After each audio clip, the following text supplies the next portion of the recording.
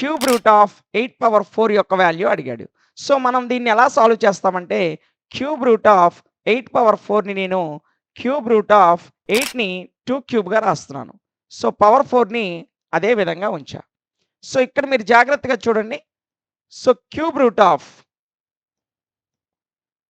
A power m and a whole power of n అనే రూపంలో ఉంది కాబట్టి ఏ పవర్ ఎం ఇంటూ ఎన్గా మారుస్తున్నాను. సో 2 పవర్ 12 అవుతుంది.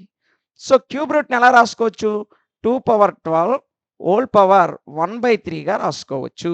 రాసుకోవచ్చా లేదా? సో దీన్ని ఈజ్ ఈక్వల్ టు 2 పవర్ 12/3గా మార్చుకోవచ్చు. 3 1s 3 4s అంటే మనకి 2 పవర్ 4 వస్తుంది. 2 పవర్ 4 అంటే 16 కాబట్టి మన ఆన్సర్ వచ్చేసి 16. ఇలాంటి మరొక క్వశ్చన్ ఇక్కడ ఇవ్వడం జరిగింది.